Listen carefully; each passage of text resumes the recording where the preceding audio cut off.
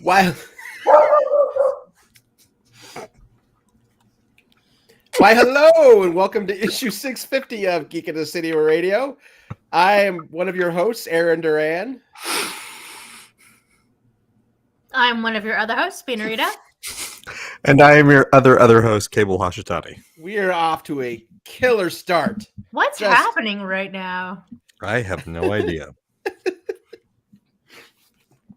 And we will, well, you already see one of the members of the Chris Waffle explosion on the screen. We will be joined by both of them momentarily, I think, after Chris wrestles a dog to the ground. We can't get that on screen. I feel like that should be no. Okay. I don't know, in my head, I'm hearing Jerry the King Lawler. Oh my God, he did it! No, Stone Cold, no! There we go. So let's welcome our guests officially. Hello. Hi. Everything's great. Killing it. And immediately the chat is like, you got to introduce the dog. Everything's good. No, I put the dog outside. Gus is not invited tonight.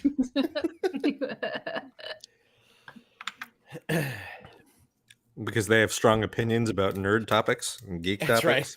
Yeah. that maybe don't jibe with the majority of our listeners. Is that it? We tried to have him up here, but he decided he'd rather bark at nothing. At somebody closed a car door down the street. So Oh my God. Well, you do have to alert the neighborhood when that does happen. Yeah. That is part of the dog rules. That's true.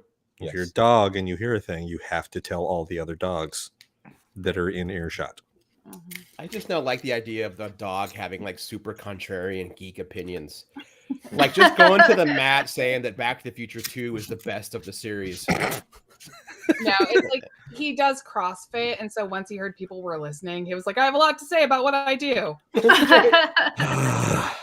He's also the only vegan dog, so he has to bring that up too. Oh my God. Yeah. and he's an edgelord. Oh. What else can we throw in there? Poor Gus. We're totally besmirching his name, and he's not even here to defend himself. He's so perfect otherwise. His ID caller says hashtag restore the Snyderverse.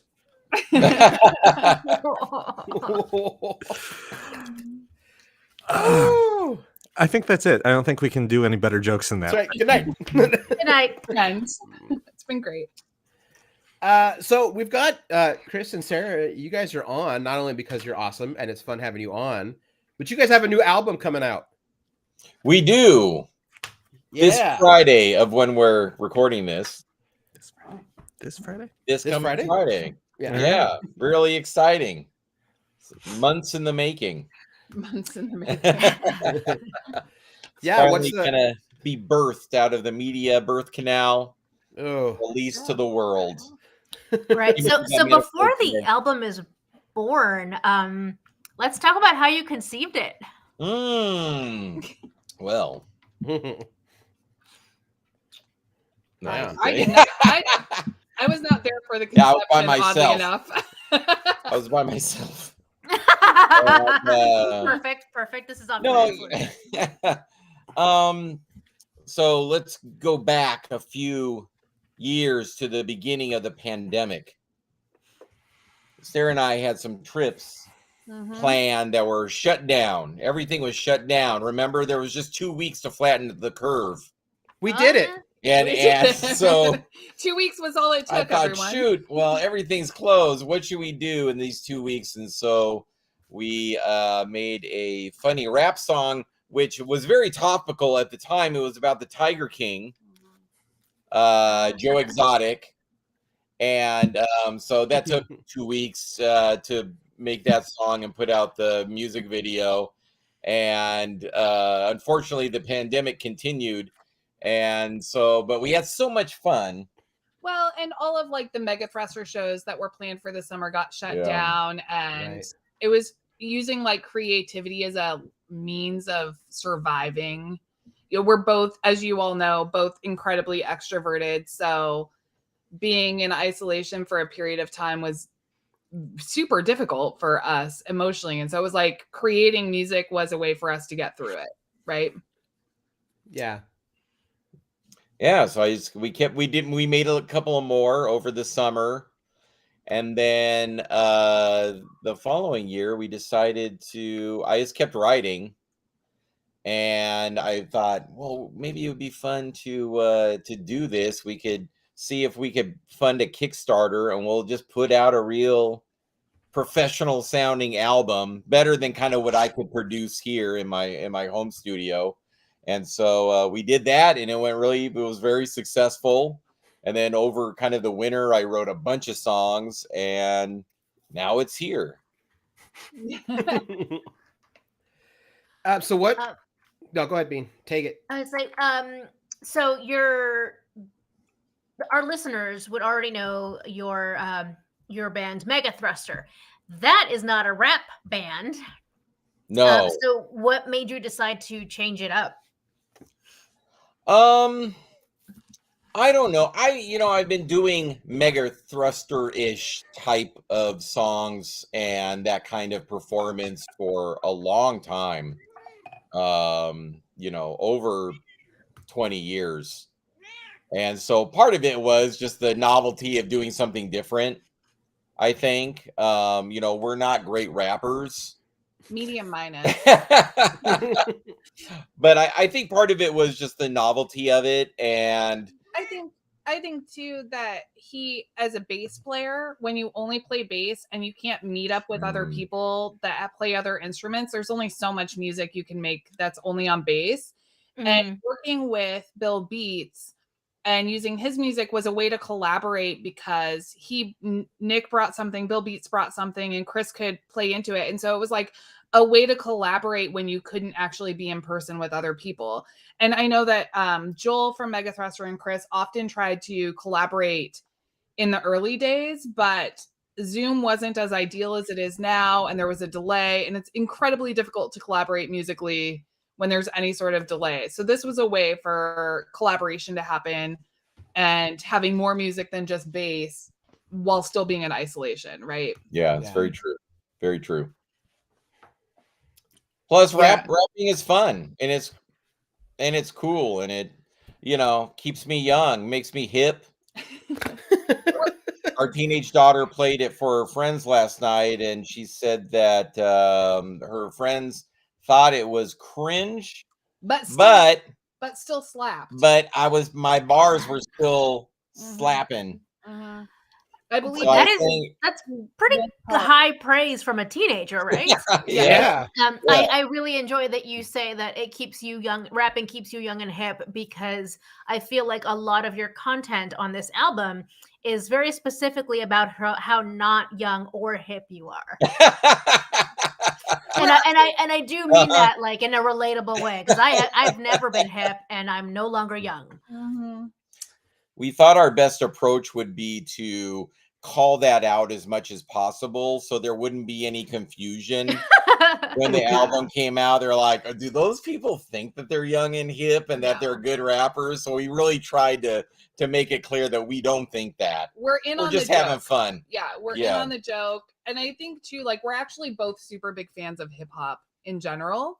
And so it was fun to try something new, but also understand who we are and not be appropriative and just be honest about who we are and explore that like medium. It was a new medium, right? Yeah, it is. I mean, honestly, if there was a genre for it, it would probably be satirical rap. I mean, there's a lot of satire, and the idea of us being like a hip hop duo. I mean, it's all just kind of comedy. We went to a wedding a few weeks ago, and it was a wedding for someone where we knew the bride and the groom, but we didn't know anyone else. And so every time I introduced myself and they said, "What do you do?" I would say, "Oh, I'm a rapper." I was just testing the waters. There would be a long pause, and I'd be like, "You don't know if I'm joking or not, you." She hasn't done that since. I was like, you're gonna do that somewhere, and someone's gonna like challenge you to a rap battle for real, and what are you gonna do then? So she hasn't really done it since. You know how Portland is. It's like Detroit in 8 Mile. Everyone is a rapper, and you never know when someone might throw down. That's right. Mekhi Phifer will just step out of the blackness of the alleyway and challenge you. Happened to me 3 times today. That's right. In Canby. Boy, that's just weird because we don't have alleys. He just manifests an alleyway to step out. Canby has some alleys. Canby has some alleys. Sarah's working on trying to fund repavement of them. Very interesting. Yeah. We'll have to save that for another yeah, that's going to be a riveting conversation. It needs its own episode for sure. Yeah. Clackamas County just approved a how many $1 million project is for South Ivy? $5 million to redo South Ivy. Fascinating. It's going to be awesome. Nice. So we're so excited. Couple of unimproved roads in my neighborhood are finally getting pavement. Ooh. Yeah. Actually, I am super excited about this. Let's talk about it offline. I love infrastructure. Now, do you have a street maintenance fee? Oh my gosh. What? Do you pay a street maintenance fee? Like I don't know because we just got this place, so we won't find out yet. Yeah, we can talk. We'll offline. Schedule another appearance to talk about. I feel like civics is the most nerdy thing you can be. Like, forget Star Wars, Star Trek. Like, that's all popular pop culture. Even the cool kids are talking about that stuff. If you really want to be a nerd, talk about how your city runs. Or if you want to be like a super nerd and combine it all, you can read the book Star Trek Federation, which is basically the West Wing, but Star Trek. That's cool. It's all about the founding and starting of the Federation and all the politics around it. And it is so nerdy. I need this. There's not a single phaser pew pew in the whole book. It's literally just the politics behind running the Federation.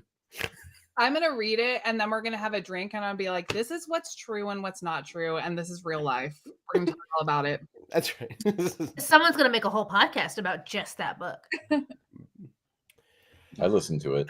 I have been tempted actually to do that. A podcast on specific Star Trek books. Like the ones that are really good and the ones that are great and the ones that are like incredibly ridiculous. Like the one that is great and ridiculous is the one where Neil Gaiman actually shows up as Neil Gaiman. It's called How Much for Just the Planet. I'm writing. It's you can still get it out there. It's getting harder and harder to find.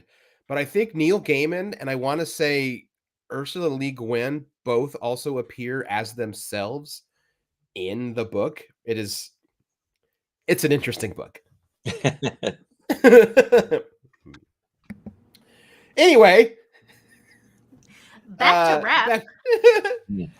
So you guys said you're both like fans of hip hop and respect the art form and stuff. Who are did you have particular artists that were definitely influencing maybe you personally or how you did the album? I think I'm looking at Chris because he's a creative force, but I think a lot of my the song structures, like when I was doing the bars, took from 90s hip hop a little bit more, and even older than that. One song's very one song's almost like a whoop, there it is in the music, and there's another one that's it's almost like a early 90s or late 80s kind of song where the guy and the girl kind of talk back and forth, that kind of thing. I like that kind of calling back to that kind of stuff. I do it in Mega Thruster too, but then also there were some songs where I was trying to do something more modern, so I started listening to more modern rap, that besides Top 40 that I was already kind of listening to try to get ideas about what was kind of happening now. I'm not a huge fan of trap stuff, though. Also, when I was trying to make it funny and satirical, it's harder to do that when you're just when some certain songs just repeat the hook over and over and over again. Where I was my style is more telling a story with a punchline at the end of a couple of lines, and it's hard to do that with trap because it's just kind of repeating little phrases over and over again, though they don't really say much. So it's kind of I don't know. I It's, think it's a mishmash. I think there are definitely, it's very referential to like 90s hip hop, which is, I mean, that's when we were teenagers and young adults, and that was my introduction to hip hop. Whoop, There It is definitely, there's a song on the album called Whoops, You're in a Cult that is very much referential to Whoop, There It Is. And then I think too, one of the interesting things that happened when we were working on the album is we really started listening to and being isolated helped, like learning about the local hip hop culture, local artists, and we've always been fans, but really diving deep into who are the unsung heroes of Portland hip hop. And really, there are some magnificent, super talented local rappers that it was fun to listen to them and learn from them. And we've become fans of them and gone to their shows. That was kind of a fun side effect of doing it. Right. Is that we really started digging into the local hip hop scene, and which had kind of gone away. There was a period of time when the police were shutting down all the local hip hop shows, and it's starting to make a resurgence. You know why? There's a lot of very new is in like the last few years hip hop, and it's starting to make kind of a resurgence, and the scene's coming back. And so that's been a lot of fun too, to really dig into that. Nice. Remember when you had said that you had started going to hip hop shows and like how great it is, like people actually really show up to them as opposed to some of the more like filk and acoustic stuff, you know, that you're used, the kind of audience that you're used to from your Mega Thruster time and the bands that you've collaborated there. Are there any new hip hop artists new to you that you like would like to perform with, or like, you know, like build, like collaborate with and do shows with? I'd perform with anyone. The question is, would they perform with us? Probably not. But what I can do is I would love to plug some local hip hop artists that I'm a big fan of, that I think are just really talented. And, you know, as white privileged people in the space, it's easy for us to build connections, and we have some pre-existing connections because of our privilege, but a lot of the artists are so talented and don't have those same avenues. So I'm a huge fan of this guy named Boski Rock. He's amazing and he's hilarious. And there's a music video that he has where he just like literally finds an umbrella on the street, and the entire video is him dancing with the umbrella. And it was completely unplanned. It was just like, that's how like fantastic he is and how great his personality is. There's a gentleman named Soul Luna that I'm a big fan of. He does great shows. He'll literally just book like a what do they call him? Like a Grange Hall. And his mom will like his family will do drinks in downstairs, and he'll do a show upstairs, and he kills, and he sells out. I'm a big fan of Shrista. Shrista is a comedian as well. But there are not a lot of women MCs. It's a huge, you know, there's a lot of misogyny in rap and hip hop in general. And so I'm always about finding the women MCs, but she's a hilarious comedian. She's a great hip hop artist. And so those are the three that I'm super, super into right now locally. Yeah, there's so many, and there's so many, really, there's a lot of talent. You know, Portland doesn't get its due for things. Right. Antifa, you know, nationally. A lot of it's like, you know, we get ignored in a lot of ways. So it was really Swiggle Mandela is another one that I'm a big fan of. He's kind of breaking out right now. It was really cool.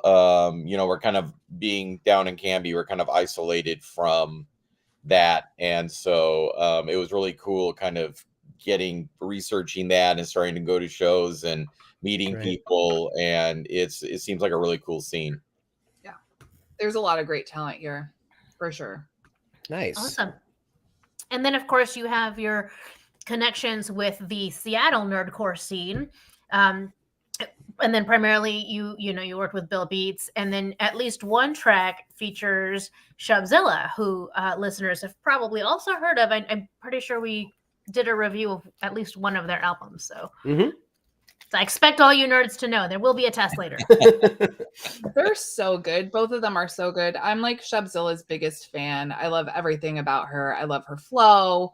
I love her the bars she writes. I love her energy in general. She's great on stage. And when she agreed to do a feature on our album, I was like basically dying inside. I told everyone, I was like, there's a great verse on our album and it comes from Shubzilla. Are you able to share that, or are you like holding out until the album comes out? No. When's that? So that music video is done, but I don't think it's coming out until next month. It's a lyric. It's just a lyric video. But yeah, I don't even. okay. It's so good. I don't even want to share it because it tells its own story, and I would do it a disservice if I tried to like explain it. If that makes sense. And I think that her work deserves better than I can do. So on Friday, go look for it. There's a song called "Billionaires" about billionaires, and Shubzilla does a second verse, and it's great. Plus. Okay. Yeah, I did. I listened to that this morning, so I know exactly what you're talking about. Mm-hmm. I would do a service. There's nothing I can say that's like even comes close to what she says. Yeah. Yes. She's a lot of fun, and she's also really funny. So yeah, she's great. You know, and there's been a cool couple of nerdcore touring acts that have come through town recently, and we went to those shows. But locally, there really isn't anything happening in nerdcore. I felt like Sarah and I could fill a little niche that's not really happening now. And even just nerd music in general, I think the pandemic really kind of squashed it a little bit, and there's not a lot happening still. And that might be because people who like groups like Mega Thruster and the others believe in science. Yeah. So they're not like real eager to, you know, get packed into a concert hall, you know, so I get that. But I definitely, we miss performing a lot. And so we're anxious to get out there and do that. We did see Megaran and Samus and Rustage last month, and they were great. So if you're listening to this, Samus is amazing. the best. Yeah. I learned about that show like 2 days after it happened, and I was devastated because I would love to see her. It was awesome. And then before that, at White Eagle, Shy Guy. No, it's Schaefer the Dark Lord and Lex the Lexicon artist, and she's a lot of fun. Yeah. So keep your eye out. That was an awesome show. Shows coming. Touring acts are coming through. There's not a lot of local nerdcore at all, but until now. Yeah, now there is. What it's comedy nerdcore. It's not a lot of nerdcore was a lot of it's about anime and retelling stories and stuff like that. Ours leans much more comedy than I think most. That's what I was going to ask to explain, like some folks who may not know what nerdcore is. Yeah, I'm not sure that there's really agreed upon definition, right? Right. But I think in general, like when I go watch nerdcore as a fan, I expect there to be some references to pop culture, but then also I think generally it's just incredibly relatable hip hop. Like there's a lot of nerdcore where the artists are maybe talking about their family or talking about like, and it's just not, it's very relatable real life stuff. Okay. And like day-to-day stuff. A lot of hip hop is real life stuff. I mean, this is like generally day-to-day. Like I'd like to talk to you about what our day looks like or whatever. In our case, I think when we say that, there are definitely some pop culture references on our album. There's a song about games. There's a song about the PS10 that comes from the future. I mean, there's definitely some of that, but largely it's just, we just want to make people laugh and have a good time. And that's kind of our goal is it fun, right? Fun was kind of our goal. I think but to answer your question, and I think on Twitter, I read all the time where a lot of the nerdcore rappers kind of hate the name, but it just kind of stuck, and it's like from 2005. I think it's rap by nerds, so it really the subject matter really encompasses a lot of different things. Nice. Okay. I know that nerdcore is how I discovered that I actually do appreciate rap music. So I went for many, many years like, I just can't connect to this. Mhm. And the first Adam Warrock album I heard, I'm like, Oh yeah. oh, okay, now I understand. Yeah, like Samus is a really good example because she has a whole EP that is themed, Mega Man themed, but she Mhm. also has a lot of songs that are about mental health and like relationship problems. My favorite Shubzilla song was the one about I Want to Have a Baby, and it's just so funny. And like most people, not most, a lot of people can relate to that. That's just an everyday life thing that adults experience, but she just made it, funny, and she made it rap, and it's really good. I think that middle-aged man in a hot tub is your I want to have a baby. Yeah. Getting the hot tub was like having a Yeah, it baby. was, So yeah. it's a lot of negotiation. It was painful getting it into the backyard. Yeah. Well, babies you can just throw into the backyard. They're so simple. Yes. I think it's really funny when I think in general when you make music and you'll think like this is the song everyone's gonna love and it's amazing, and then you write a song that you think is just a goof and that's what everyone loves and no one even notices the song that you thought was brilliant. Right? And I think that we've seen some of that. Like there are songs, Middle-Aged Man in a Hot Tub kind of came easy to you. It was like the second song you did, and we were getting a hot tub. And he was like, I just want to be in my hot tub all day. I'm going to write a song about that. People really enjoy it. But I think it's incredibly relatable, right? Like we're middle-aged, and at the end of the day, you know what I want to do? Have a drink in the hot tub. Nothing. Yeah. Like, I don't want to go to the club and make it rain. I want to relax because my back hurts. Mhm. That's it. Mm-hmm. I think that's what we're going to do after this, in fact. I know. I'm starting to think about my bathtub upstairs. I'm like, yeah, that might happen. I'm 3 weeks from the last time I cleaned my bathtub, so that's not happening. Oh. So this little bit of conversation brings me to one of our listener questions that I think is appropriate right now, and I bet you won't be able to answer it. Listener Bex asks, "What is your favorite song on this album?" Well, Bex, let me tell you. So, I don't know. You do have a favorite song.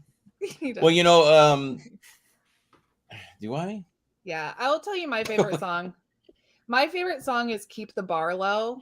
And it just makes me laugh so hard because I feel like it's the song that lets everyone know that we're in on the joke and that we don't think we're great. We're just here to have a good time. And I think it really sets the stage for it. But also what makes me laugh is we actually hired an incredibly gifted singer to do the chorus.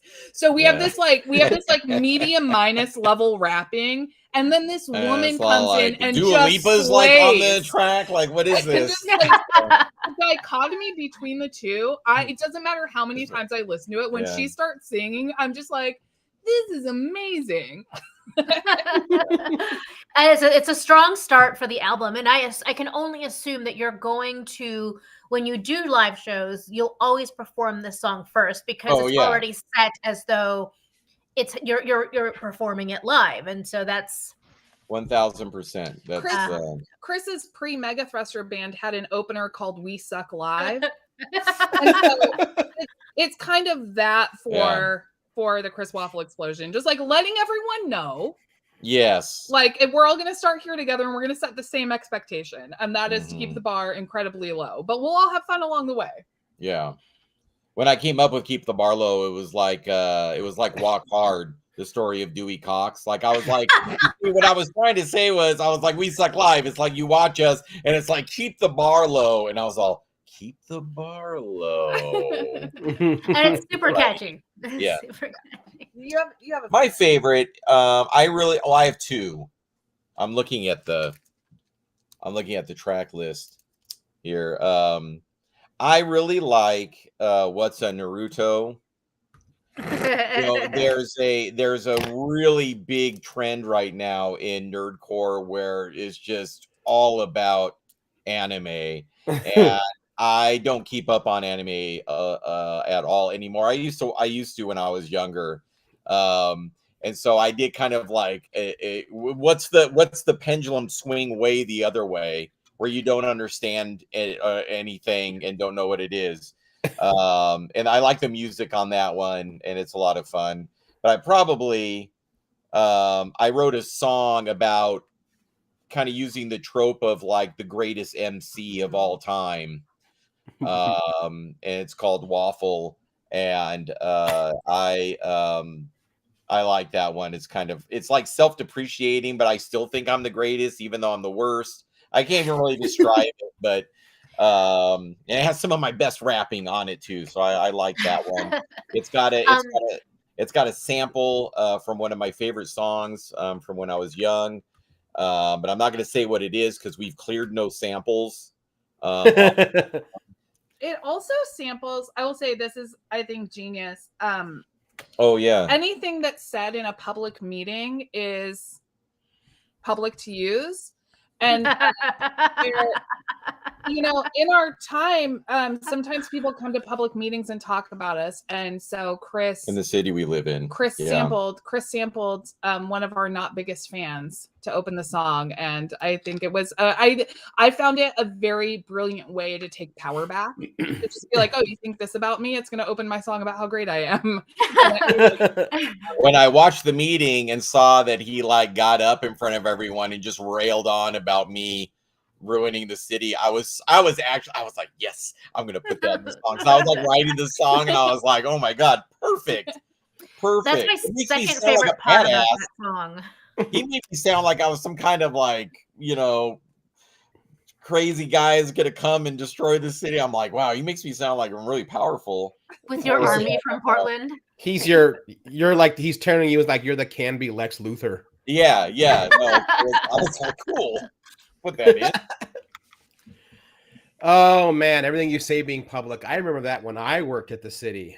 We were always reminded anything you say can end up on the front page of the Oregonian word for word, and they don't have to get permission. And they don't have to get the word for word right. No, not that either. Huh. Yeah, good times. I do have another favorite song since you took two. I really like Chris had a song called Gilded Age. It was kind of the last song he wrote. It was trying to round out the album.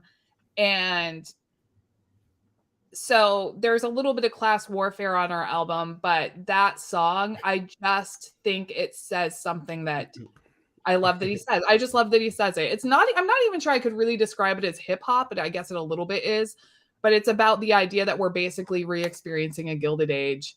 And what's that experience for people that aren't in the top 1%, right? And I just really like the song. And the sample that Bill Beats gave us for it is, and I think it's public domain now, so I'm just going to say it, but it's from the Little Rascals, right? So it's like using the things like Little Rascals, and then I just really think that was it's public domain now because it's over the time frame or whatever. But it's the song. It wasn't like written for the Little Rascals. It was like it's an old song that they used, right? But that's where it comes from. That's where people would recognize it. I thought it was familiar, but I couldn't place it. And I think that is a nice tie-in to Billionaires, which is earlier in the album. I think it's a nice end cap. Yeah, that came out a lot better than I thought. I was like, oh, I'm going to do one more song. I have this beat, and we didn't know what we were going to do for it. And it just kind of came to me, and I like how that one came out. Because that song's in 3/4 time instead of 4/4 time. Yeah. So it's like we sat on, that was actually probably the first beat we got, and we just sat on it because it's harder to write to. And then one day Chris is like, okay, I got it. I had written all of my bars when I was substitute teaching. I would just give the kids their assignment, and that way I would just write rap bars until they asked me to go to the restroom. But they were all in 4/4. So I got this beat, and I was like, it's not fitting anything that I had already written. So then at the end, I wrote something new and kind of more of a 3/4 time. It's fun. Nice. Real nerdy music stuff. That's some very nerdy music stuff there. Definitely. I think we had other questions too. We got to scroll back. I got it. Okay. Our friend Norm from Texas would like to know, what was the best line from the album that happened by accident? Oh, Norm. That happened by accident. Yeah. So I guess maybe like a lyric that you sort of like stumbled into or like didn't think would work, or Yeah. I think there's a song that's 98% a true story about how Chris and I met. And I was actually dressed as Sporty Spice when we met. We were at a costume party and I was with a group of 2 guys and 2 of my girlfriends, and we went as a group contest as the Spice Girls, and I was Sporty Spice and I had really short hair at the time, but I had like a wig on. And anyway, a lot of the song is actually very, very true. And Chris came back and ad-libbed some lines after. I would say the pickup line I used is I walked up to him at one point knowing his last name, and I was like, I could eat waffles with a spoon, which is super clever if you know that my last name is Spoon. Otherwise, it's just very weird. So he wrote a song about that, and he comes in and he ad-libs some responses to me saying that. And it makes me laugh because it must have been in my head now, like 8 years later, I'm like, oh, that is probably what he was thinking. And at the moment I was like, I'm the best at pickup lines. His response, by the way, actually literally was, he went, okay. And then he walked away. I kind of backed up slowly. Yeah. My friend was like, I don't think he landed that. And I was like, he doesn't know my last name. That's very weird in hindsight. Then that may be a very personal reason to find it so funny, but it was like he was ad-libbing a response to that. And I was like, 8 years later, I understand what was happening. Yeah. And then the studio, after I was done kind of doing these ad-libs, there was like there were her and my brother-in-law and Bill Beats and Shubzilla. They were like in the control room, and I kind of finished these ad-libs. I can hear them like through the headphones. I finished these ad-libs. It's just crickets. So I'm kind of looking at the camera, like where I can see there's like a 2-way like video system. And I was kind of, and I just kind of turned the camera. I was like, was that humorous? Like I was like trying to gauge like if it landed. I still don't know. I guess we'll find out. It's on there. I think my other favorite line is actually from our youngest child when we were writing the song about the PS10. And Chris was like, if there was a video game system from the future and it did things that you wouldn't expect a video game system to do, what would it be? And our youngest child, they were like, it makes nachos. And I was like, why not? Like, why wouldn't it make nachos? Yeah. So that was just a very accidental, like, we were just having a conversation in our living room, and it still makes me laugh when I hear it. And there was that computer that kept your fried chicken warm. Yeah, I think that was the like, if KFC can have a system that keeps your chicken warm, right? There's a part in Waffle where I just kind of stop rapping correctly and then just stop and get off the beat and then come back. And now, I was writing it and I was kind of losing steam and running out of ideas. And so I was just like, I'm just going to, like, all of a sudden I start just rapping about like the ice dispenser in my fridge, like not working, which had happened. And then I was like, oh, I'm not rapping anymore. And I just kind of kept that. So that's in the song. And then it just kind of stops. And then I go, oh, where was I? And then I get back into it. That's something I like.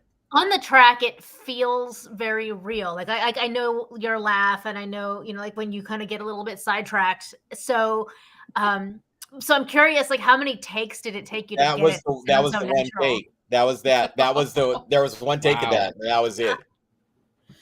There was not one take. Yeah, no, there was that part. Oh, of that part? Yes, of that song. Where I go, I think I stopped rhyming. And I'm like, oh yeah, that's right. I only did that once. We did 12 songs in 9 hours. Yeah. That's a lot. And 8 of those were Waffle. No, not really. We did a ton of pre-work. We cut demos here of everything. And then sent them back to Bill Beats to listen to, kind of how the song was supposed to go. We practiced them a lot. So when we went there, we kind of had the songs, we knew them pretty well, and there was just a couple of them that we really had to work on because I had written the raps too complicated for us to do. Oh man. God, Okay, you talking about Don from Texas? Great question. Norm. Norm. We know Norm. Norm. My bad. Have you guys met Norm? Yeah. yeah, Awesome. Norm and our Facebook I friends. don't remember things. I'm smart. But no, you're talking about that song where you kind of lose the track and then start over again. My brain went immediately to when Weird Al did the Indulgent tour on Albuquerque, and he gets to the end of Albuquerque and then goes, "Wait a minute, what was I talking about?" And they restart Albuquerque, and then they played all the way through again. Yeah, that's when you have just a 2-minute song, that's not as bad. If you kind of mess up in the first couple of lines, you go, wait, start over, and it's no big deal. But when you're doing like a 12-minute song like Albuquerque and you start Apparently over, that's the bit he does now with that it's song. funny. Is the intent? Yeah. It's pretty great. That does remind me, and I know that Weird Al is like a huge influence on you guys. Have you ever sent him any of your stuff? No, I don't know if Would you? no, I've been played on Dr. Demento. You know, I sent Dr. Demento my stuff. Oh, that's cool. And I've been played on Dr. Demento. You know, I think that I'm not sure that Al has the time or inclination to hear stuff from random, you know, people on the thing. I've met him a few guys, just super nice guy. Really And he's really cool, but he's very busy. I wouldn't bother him with my stuff. Well, I mean, you never know. Things get out into the ether. Things happen. That's true. I remember like years and years ago when I forgot what album it was, got leaked like a week early. I just wrote him. This is probably back when he could check his own email more often on his website. And I just said, hey, since it got leaked, can I play a couple of the tracks on my nerdy little Portland podcast? And he wrote back, he's like, yeah, sure. I don't care. Go ahead. Yeah. That's awesome. It's not He's like a very this show. chill dude. Yeah, it's not like this show, like on its third year, was going to be like ruining his sales. Like, oh, they already heard it all on Geek in the City. There goes my money. Oh, man. I have noticed on some of your tracks, you actually have a very similar cadence to him, which is kind of cool. Mm. Yeah, no, he's been a huge influence of mine since I was knee high to a grasshopper, as they say. No one says that anymore, but No. I just said it. Kind of a country saying.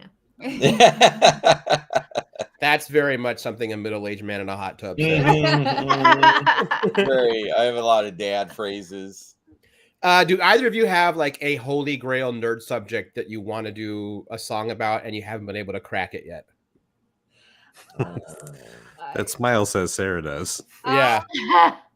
I actually, before the Chris Waffle explosion was a thing, when we first started doing some nerd rap, but the first summer, so maybe when we were writing Middle-Aged Man in a Hot Tub and the only song that had come out was Tiger King, I wanted to do a concept rap album called, where the rapper's name was Ms. Mayor, and she was the mayor of a small town in Oregon. And the entire album started from her running for office and doing town halls and having the election and arguing about things that seem unimportant but apparently drive people nuts and they have strong opinions about, and then going through a recall. And ironically, it was actually before the recall was filed against me. But I had this whole concept for like just a municipal nerd. I even named the town. We started writing some of the songs. I actually think that the beats that I'm Basic are to, is it I'm Basic or something else we did was the original song. We had started writing a song for the Ms. Mayor album, and she was going to be from a town called Beaver Bay, Oregon, because Bay is really easy to rhyme with things. And so I had kind of devised this whole concept album, and I have a track list for it. And the album was going to end with the recall election. And that would be, I am into a lot of pop culture things, but my nerdiest fetish is municipal nonsense, municipal minutia. So that was my thing that I really wanted to do. There was a song on this album that Chris and I wrote that did not make the album because we probably won't put it out until I'm not in the office anymore. That's a little bit about being a city councilor in a small town, but I'm gonna hold that one. All right, we won't push you on that one then. Be like, oh, tell us. We won't push that one. I was disappointed not to see it on the final album, but I think that makes sense. Yeah, I'll have to wait for the next. We have a couple of songs that we wrote that didn't make this one. One about taking your dog to the dog park. I've in my career, I've had a lot of songs. I had a song for 10 years before I was trying to unlock the key to that I finally did. But I've wanted to for a long time. I'm a huge and Aaron, you know this, I'm a huge Disney nerd. Yeah. We share that in common. And I've been trying to unlock a song about that doesn't go into like crapping on like Disney adults and that kind of stuff. And I don't want it to be about that, but I want it to be something about theme parks or something, my theme park fandom. So that's been on my mind for a long time, and I'm just waiting for the right kind of idea to pop in my head. It might be a situation where your passion for it is too big to ever like actually write a song that step outside of it, and maybe it's too precious. Yeah. Yeah, it means too much. Mm-hmm. Yeah. Mm-hmm. Well, if you do, you got to have a track based on people getting angry at childless adults going to Disneyland. Yeah. No, but did you see the recent Reddit kerfuffle about whether or not being a Disney adult is a religion? No, I tend to avoid Reddit, but go ahead, fire. Wait, really quick before you start that, I want to swing around to an early conversation because I got the Star Trek book title wrong. Oh, okay. Okay, then we'll... Correct. And this is an even nerdier title, so it's called Star Trek Articles of the Federation. So, yeah. You mean better title. Right, yeah. Mm-hmm. So there you go.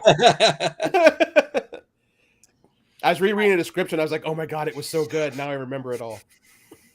No, it's so good because when we travel, people are like, what was the town like? And a normal conversation might be like, oh, there was this park and they had these great bars and this restaurant. I would be like, this is me when I come back from a town I haven't been to. You know, I talked to one of the locals and they have a huge urban renewal agency, and you will not believe the projects they funded through URA funding. And it doesn't sunset for 6 more years. So they still have $3 million in bonding. And everyone's like, I just wanted to know if I should visit there. But let me tell you about how the mural project was funded. The mural program. That's a true story. That was me at North Plains. I asked the bartender, did you fund your mural program through a urban renewal agency? And she was like, ma'am, I don't know, but would you like another drink? And I was like, ma'am, this is a Wendy's. That's exactly what happened. Well, maybe next time we hang out, I will just lament all the problems Susanville has with their local government and constantly shooting themselves in the foot. Oh, I bet your council means well. No. No, they don't. No. Valid and fair. Yeah. Valid. Okay, so what was the Reddit thing? Okay, so there was like an Am I the Asshole situation, and they had a wedding at Disney, and instead of purchasing food and beverage for their guests who went all to traveled Disney, there, they spent all of their food and bev money to have Mickey and Minnie Mouse show up for a photo shoot. And so like then they told the guests, well, you can buy, there's vending machines on site if you get hungry or whatever, but then or you can walk to the restaurant and pay for your own. But it basically became a conversation about like, if we mock Disney adults, people get so much meaning and like share a philosophy and a vision with Disney. At what point does it become almost a religious relationship? And at first I was like, this is nonsense. But then I started reading more and more of the analysis, and I was like, I guess in a way, how is it different?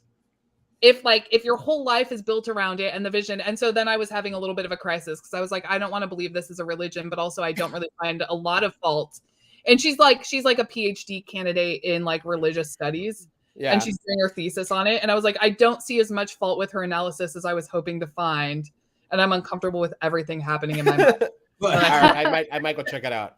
Yeah. I do think Yeah, it is it's kind of a like- dick move that couple spent the money for their Yeah, guests. no, we all agree that if you're going to have Okay. a destination meeting or wedding, that you should have food and Feed your alcohol, like for your guests. Yeah, 100%. Weddings are not for you; they're for your guests. You are Yeah. throwing a party.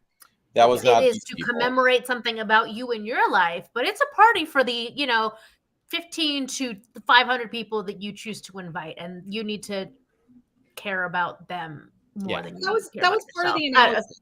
Part of the analysis is we all agree they were assholes, but you guys are all just bagging on Disney adults. Like That's what it there's turned no into, like yeah. their feelings are not important about Disney. You know what I mean? Mhm. And so it was like you have to Mhm. separate the two because everyone agrees. So they're two separate things, for Yeah. sure. Yeah. Okay.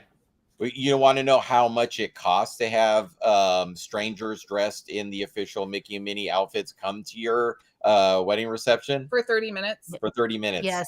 Guess. No, Uh, but yes. If Aaron's I had gonna to, guess. I'm gonna guess because there was a time Jen and I were never gonna do it, but we always do the thought experiments and research how long. Like, do they do it? What does it cost? Spoilers: Disneyland will do anything for you if you can pay for it. Mm. They will even let you rent the Well, entire park out for like 4 hours if if it's you legal. can cover. If it's legal. Yeah. All right. So I'm guessing bride and groom Mickey outfits, like the characters Probably. They I don't didn't remember, say, they but didn't I'm say. guessing yes. for 30 minutes. 10 grand. How much was it? I don't know. I didn't know you. Oh, were you gonna ask. told I don't me. remember. It was. I don't remember. I did You not- told I me did- how much it was. I did not. I think it was catalog like that. I think it was like 6. Yeah, it was somewhere Yeah. probably between 4 and 6, but still, like it was basically their entire food and bev budget. Yeah. Mhm. that they spent. Yeah, on- that's a healthy food and beverage budget Yeah. right there. yeah. Yeah. I don't feel like you can ask a question if you don't know the answer. Oh, I thought you knew. Because you told me. Wait. I think it was 6. Yeah. For like 30 But minutes. what I missed, did the guests also have to pay their way into the park for the wedding? We I don't don't know think it where went it into was. that much, but if you Google an AITA Disney wedding, I'm sure it's the first thing that will pop up, and you will get all the deets. And I did a real long deep dive one day on it because I was like, I have stronger feelings about this than I imagined. And the more I read, like I just ended up down this rabbit hole of like, is Disney a religion? What is the world? What is up? What is down? So Vex says that she read that Am I the Asshole? And it's about $6,000 for both Mickey and Minnie because it's Got it. $3,000 each. That's what. Yes. Yes. So Thank the you. minimum at the Anaheim Park for a wedding is $10,000. We got engaged in Mickey's house at Disneyland, but they won't let At Mickey. Toontown? Mickey can't be there though because I guess there's like a thing where they don't want Mickey in your pictures if someone says no. Like Mickey can only be present for happy After events. you say yes. So they didn't bring Mickey in until after I said yes. But then he Just gave in us a case. little gift. Yeah, it was really cute. Okay, that's kind of cute and precious. sign the I mean, autograph. I think that's a fair contingency. Think about the people who like ask their girlfriends to get married on the Jumbotron at a sports game. Mm-hmm. Too much pressure. It's kind of like holding somebody hostage, honestly. Yes. I think so. Yeah, Unless you know for sure that they're gonna say yes before you ask. yeah, but we had you got the Fantasia room, and then Mickey came in and he gave us a little like photo album that said, "Congratulations, your Or pal." like the Mickey." autograph book. Yeah, Yeah. it was really cute. Super cute. All right, that's very cute. No, Jen made me swear so many years ago. She's like, don't ever spring something on me like in a restaurant like that. Just don't do it. She's like, it will not have the effect you want it to have. Good, because that's not something I would ever do. No, the thing Jen and I looked at it one time is, will they, and if they do, how much does it cost to rent the Haunted Mansion for a wedding? Mm. Because they can actually put you in the ballroom. It's like an actual ballroom Yeah. that you can hang out at. And it was $30,000 for 90 minutes. Jesus Christ. Oh. Yeah. Oh my god, that's a down payment on a nice house. Is what that is. No, I'm not saying we do it, but I'm just saying. It's like, that's such a I don't understand spending that kind of money for a party. It's $333 a minute. Oh, that's so Yes. much money. I'm surprised that they do that. That must be after hours. No, it's early in the morning. Oh yeah. Oh, It's even like worse. 4 hours, like non-park opening, obviously, but Yeah, the time with it's real early in the morning that they let you do it. So yeah, no, that's whatever. So we did look into it, but just for a thought experiment, we would never actually do that. But then if you get married in a haunted mansion, doesn't she have a responsibility to kill you at some point in your marriage? Like just the story. I like do. like yeah, that's true. Story. That's a good point. You're asking for trouble. But only for my money. So haha, fools her. I'm a comic book writer. That'll teach them. Amazing. Yeah. So speaking of money, I have a very, very excellent proposition for all of you. I'm glad you've all agreed to join me here today. Oh, man, no, okay. We're here so for beans. Are you just about to try and sell us Amway? What is going on? Are you open us into an MLM? I don't know what's happening, but yes. Would not be my first time.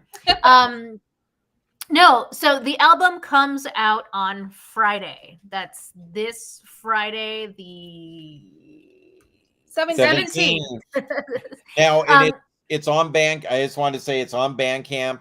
Friday, they're doing a special Juneteenth fundraiser. So anything that's bought on Bandcamp over the weekend from Friday to Juneteenth is they're putting all of that money towards to the end their share of it to the NAACP. So that I think that's awesome that they're doing that. So I just wanted to throw that out there too. Sorry. Excellent. Is Bandcamp the only place that one can currently buy the album? Unless you run into me at a bar, because I have 3 in my purse. But if that's not something that's happening, kind of yes. So the Kickstarter backers already have it on the way. And so the Kickstarter backers get theirs early this week. And then on Friday, it will be on Bandcamp. And then at some point later on, a few weeks later, it'll be on all the streaming services, Spotify, iTunes. So keep a lookout for that probably in July. Excellent. And then you are also having an album release party?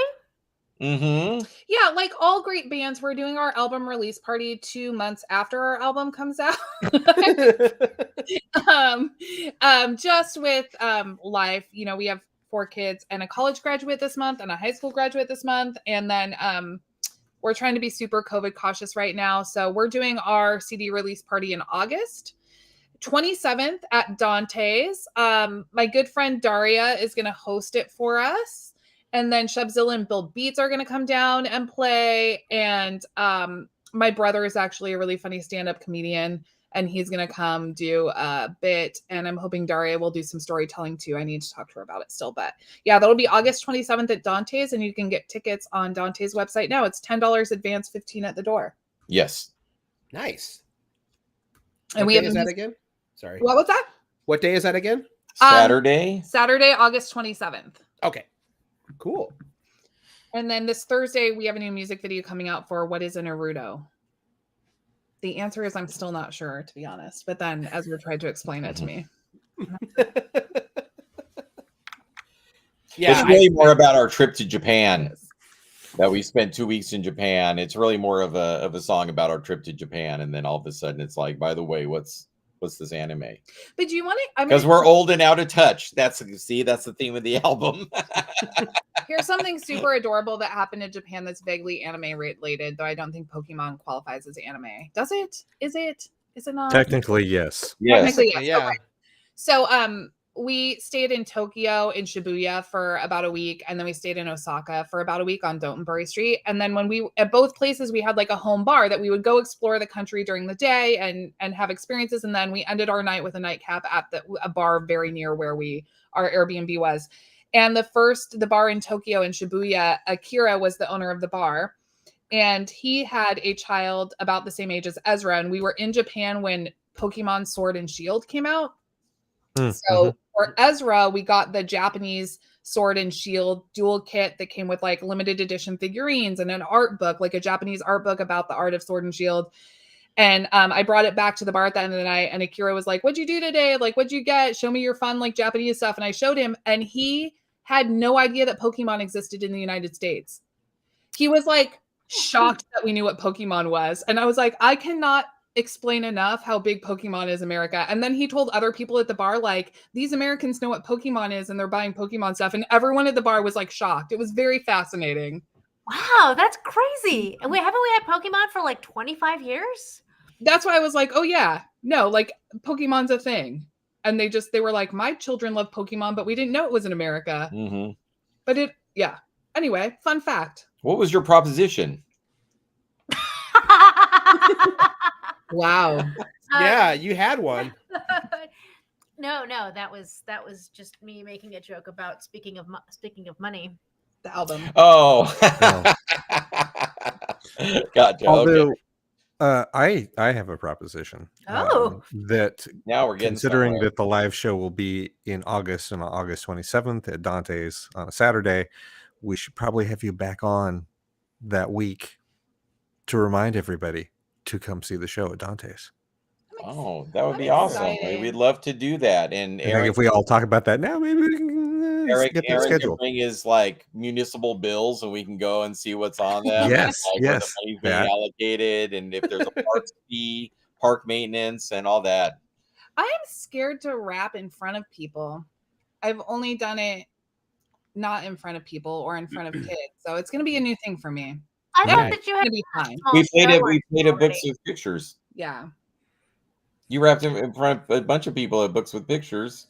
Yeah, but I blacked out and like What? blocked it from my memory, so it's still new to me. I don't know. I don't know what. I feel like that's I don't a know. completely different venue than Dante's. Yeah. Also, it's hard to see the crowd at Dante's when you're on the stage and the lights are in your face. It's so better. Yeah, no, it's better. That's great news. We'll be able to hear ourselves with monitors, and it's going to be awesome. Yeah. Yeah, it's and they pour heavy drinks at Dante's also, so you know, like the any judgment levels are going to go down as the evening progresses, especially. So Right. you know, if you're nervous, like go on like third or fourth, and you'll be golden. It'll be great. I think Yeah, we're you- amazing. stiff drinks and greasy pizza. You'll be fine. Yes. I haven't been to Dante's in forever. Last time I went to Dante's, I was there to sell them something. Hey, that's the last time I was at Dante's. Hey! Did the owner give you a shot and a slice of pizza? No, Oops. they might have given. They might have offered me a drink, but I was like, I probably shouldn't. How about just some soda water? Oh, okay. Yeah. Because he's a pretty chill guy. He's usually pretty good to that. Yeah. to folks. Yeah. Don't ask me what his name is right now, but I don't it's like remember. Dave or Frank or something. It's Frank. That's where Mega Ran and Samus played, and I hadn't been there since pre-pandemic, so I was like, oh, what are people? It was like one of the first shows we really went to, like after the mask requirement fell and when like people were not social distancing. It was a experience, but everyone was great. And I didn't that's good. Norm from Texas just commented, I remember this. The greatest thing Naruto ever gave us was the kid doing the Naruto one trying to get into Area 51. Yes, I almost put that in the video. I almost pretty put good. that in the video, but I thought not too obvious. But that is one of the greatest things. I've never heard of that situation, but I don't know if you guys remember way back in the day, there was this MTV show about like giving like really square people a makeover, like as a person, they would make you over so that you would be less of a dud. Essentially, was the whole premise. And the one episode that I'll never forget was this kid who like didn't really have a lot of friends, but he was really into anime. And so he would like dress in this very like, you know, just like a really unique and different way that like already made kids look at him weird.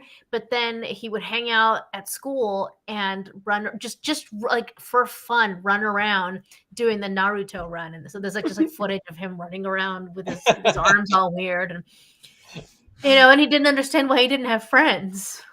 Oh. Yeah, no, it was actually a pretty mean show. They're I like, was "You're a gonna say, loser. they would not do Let's that change now. you. Let's change how you dress and let's change how you act." But Yeah. I'll never forget that. Like that was one of the featured persons who did a Naruto run. It feels That's- kind of that's- good to run as Naruto, though.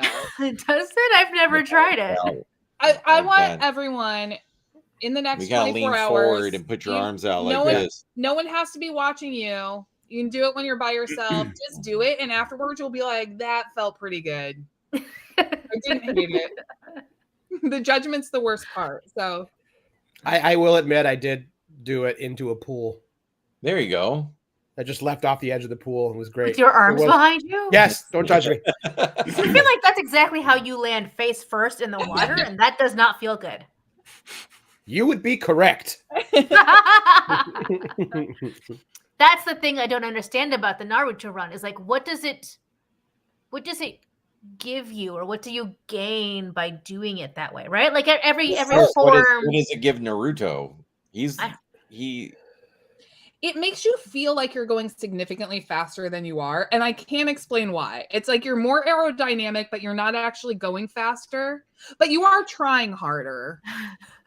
that feeling is probably just like you on the brink of again like falling on your face because if you tripped while you were running full force with your arms behind your back nothing is going to save you. That's why he didn't catch on. You know what? If you try it tomorrow, you're going to be like, I can't explain it, but I enjoyed it. But No, don't fall. No, Like, I'm you're right. I'm Everything's worried that saying- we'll see a Facebook post saying I'm in the hospital. I'm in the hospital with stitches on my. Yeah, I had a Nose chipped tooth for like 10 years and I only recently got it fixed. Yeah. So I'm very sorry to tell you, Sarah, You have to be you're a careful. very good friend of mine, but I'm not going to be doing this. It's just not going to happen. I have a new mission. That dental work is a lot of money. No, I'm way I too- would caution you, Denise. I feel like we're already watching one animated series. I feel like continuing to question what exactly does the Naruto run do starts pushing us down the road of having to watch the entire series Yeah, just that's to get an answer. I've never had an interest in Naruto. That one's been around since I was a teenager, I think. In Yeah, the US. that's long running. And That was I'm only a like little 10 bit- years ago. It was a lot longer than that. Like 20. It's 20 years since I was in high school. There are 500 episodes to date. That is so many. Oh my god, they're gonna catch up to us. That's Oh, like by the way, that's a third of Dragon Ball Z, right? by the way, yeah, that would be 20 years ago because they are on season 19 right now. So Oh my gosh. Yeah. Yeah, I had a significant other who used to torrent them, and they were yep. So like people would like download them and then do their own subbing and dubbing, and then put them up on the American internet. Mm-hmm. oh wait, I that's was- just the current one. Oh, American interest. If you add the original one and then the follow-up episode, which is what they're doing now, there are a total of 26 seasons and 720 episodes between them all. That is so much Naruto. That's so many episodes of anything. Yeah. I don't even want to live 726 episodes of my own life, let alone someone else's. Episodes. Well, we're at the 650 and we're hanging in all right. Yeah, that's true. I don't want Better to think than all about right. that, In though. my opinion. Great plus if you ask me. Yes. Oh, Woo. thanks. Also, you don't have to animate us every week. That's the hard part that I can't imagine. This is about as animated as we get. Right. And we're all so very old and tired now. Nobody trusts each other anymore. It's been a long. Ooh, intrigue. It's a long 2.5 years. That was a nice reference, Denise. That was Yeah, that was very well good. done. I have to admit that the only reason it came so quickly is because I just ordered a gift for Father's Day, and it's a book that takes place in the Arctic, and I think it is going to turn out to be aliens. And so in the little gift card, I was like, nobody trusts anybody anymore, and we're all so tired. Kurt Russell, and then I'm like, Happy Father's Day, your daughter. I like it. I'm very chuffed. Yeah. I think they just put out yet another special edition of that movie. It's starting to catch up with versions of Army of Darkness and Evil Dead 2, which is a lot. Interesting. Norm, how dare you? Norm. Oh, it gets better. I'm City Bro- not close enough to my wallet to grab it, but I am a card-carrying member of the AARP. I turned 50 and I joined up. What does it get you? Discounts on pharmaceuticals. Oh, that's not bad. And I think discounts at buffets. Yeah. We can all go to Golden Corral under Cable's name. Hell yeah. But you got to get there before 4:30. Yeah. Are we back to going to buffets? Are we there yet? No. When did we go to buffets? Yeah, we never did. I mean, as a culture, as a society. Also, I grew up near Nevada, and no non-casino based buffet is ever going to compete to anything that I've experienced in Nevada. Yeah, that's fair. That's just an art form that they have. So Nevada is the only landlocked state that I would eat sushi in. Oh yeah, because don't even think about the environmental impact they have of like flying them in on like jets. Yep, I'm aware. Yeah, if you can get the freshest seafood in Vegas, just don't think about what it costs to get it there. Probably why I never want to go to Vegas. Hi, cat. I go. It's fun, but you got to be ready for it. Don't, however, eat sushi in Denver. That is not a smart call. No.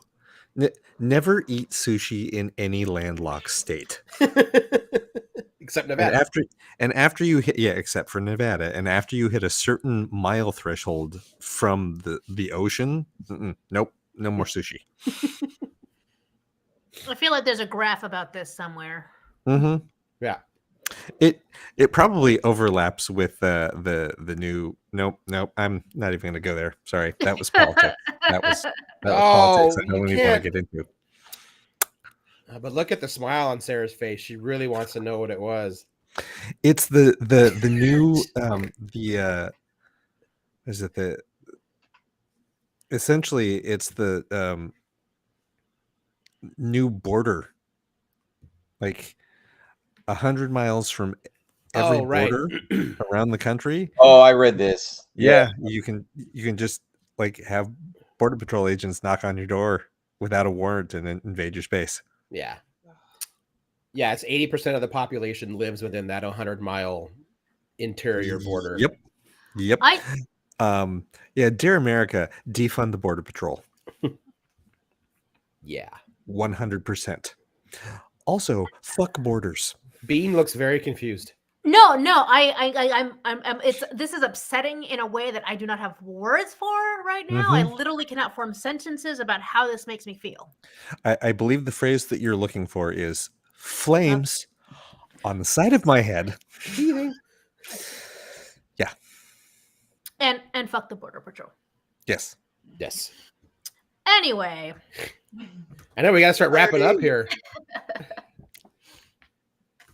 So any last thoughts about this, about the Chris Waffle explosion, or rated N for no one specifically? Oh, right. That's the name of the album that we've never. Have we not shared the name of the album? No, just now. We are such good hosts. That's like one of the best parts. The album is called Rated N for No One, and I think there was some debate about what to call it. Right? How did you guys finally decide? It was a Kickstarter stretch goal that we would let our backers vote for the name. Yeah, we had a few. There were some other good contenders. Yeah, we had like a few, like 3 or 4 that we were like happy if it would be one of those. We were kind of letting it vote. I had a lot of fun making the. Oops, the camera's making the little. Down a little. Your little rating. Like the little, like the parody of the ESRB. Right. I also liked label. One of Thanks, the Dipper other, Gore. one of the other Yeah. One of the other potential names was couples therapy, but with the rap and therapy in capital letters. And if you knew what we went through over the course of the pandemic and like making the album, and it kind of ended up being couples therapy to create something together. So, but that was a personal appreciation for the name. And I like Eruption. Surruption of sound. Surruption. Was it Eruption of sound or just Eruption? I don't remember. Like syrup. Syrup for Eruption. Yeah, like syrup. Yeah. No, I think you guys chose correctly. Yeah, I agree. The people chose. The people chose correctly. Wink. Yeah. Well, that's the same way the random name generator picks people on the Buy Nothing group. Yeah. Well, I was gonna say we it picked the people picked the title of the album like Dominion picked the president of the United States. Too soon? I mean, considering the hearing started not in jail, so yeah. Meaning they accurately portrayed the Yes. votes that the people placed. Yes. Norm is saying that the painting of and by the way, in case you couldn't tell, Norm, that's Chris as the centaur, and then Sarah is riding on his back. Yes. And then Gus the dog is down on the ground nearby. I sent the artist a lot of pictures of my upper body, and so they could get all the definition in. Very accurate. But what Norm doesn't know is that your van has already been tricked out to your specifications. And Norm, when you get the album later this week, you'll find out more about that. Yes. Oh, yes. Because he's saying that you should put that on the side of your minivan. But the minivan was designed to go as fast as possible. Yeah. It's a performance vehicle. The problem with our minivan, we have the song on there that we really like. The problem with, I would put this on like the side of a van like that, but with modern vans, it's just like, it's mostly window. You don't have you'd have to get really like some kind of delivery, or like a street van, like a 80s era street van, or one of those Ford delivery. Well, remember those Sprinter or whatever. It's more for delivery or or very large families. Like the Amazon trucks, like the small ones that drive and deliver. You'd have to do that so you could paint the thing on the side. You know what's cute though? When we signed some for people that purchased autographed albums, I put a little heart on me when I signed it because I love people. You're right. That is cute. Good job. Thanks. That's nice. I think that's a real sweet way to end the show too. Good. Indeed. Yeah. Happy times. So Sarah, Chris, thank you so much for popping on. It was fun to hang out. Thank you for having us. Yes. And I just want to say, go to our YouTube channel is Nerds in Oregon. But we also have a travel vlog. There there's a channel with all of our music videos. We've got some music videos up from the new album already. Don't forget to like and subscribe. Smash that notification bell. Yeah. More videos on the way. And then the Bandcamp is, what is the Bandcamp? It's Chris Waffle. Chris Waffle. Yeah. .bandcamp.com. Nice. Awesome. Well, next time we have you on, we can talk about local policy stuff. Oh my gosh, I have so many thoughts about infrastructure. The use of the ARPA funds, the American Recovery Act funds. We're going to do so many great things. Probably going to be our highest rated episode, is my guess. That is going to be that Chris Waffle explosion bump. Yeah. Right. Although I think we still owe. Yeah. I think we still owe Chris like an all Star Trek music episode too. Oh yeah, it's actually true. I have notes. Sarah would like her own Trekucation, and then Chris Waffle wants to talk about Star Trek themes. We can talk about. We have Chris so Waffle many bump. episodes for you guys. I know that'd be good. I want a whole episode of talking about Captain Pike's hair. It's Oh my magnificent. god! I love it so much. Every episode, it gets better and better. Look, I've got nothing. Someone's got jealous. nothing. And I Someone's see jealous. his hair and I think, oh, those luxurious locks. And it gets higher and taller and nary. The part is perfect. And I just love it so much. Mwah. Mwah. I've been loving how much Anson Mount is having fun with people's memes online and stuff. So someone put a picture. Someone's been doing like extreme versions of his hair. And one of them is this massive mohawk, and someone photoshopped his head on the Jeffrey Hunter version of Pike in the wheelchair thing. Oh, and he was like, "This is perfection." I think it was like last week someone tweeted like, "Finally, Anson Mount gets some of that alien tail," and he retweets it. Goddamn right. It's fantastic. So that's been great. They are having a lot of fun on that show. Yeah. I guess while we're all enjoying season 1, they're currently shooting season 2. So oh shit. Mm-hmm. Yeah. Keep it rolling. I'm That's here right. for it. One day there'll be as many episodes of Star Trek as Naruto. Only hope. And that I can do. Well, yeah. Thanks again for coming on. It was lots of fun. Thank you. Thanks for having us. Yeah. And with that, well, I'm Aaron Duran. I'm Painterita. And I'm Cable Hashitani. And we will talk to everybody next week. Bye.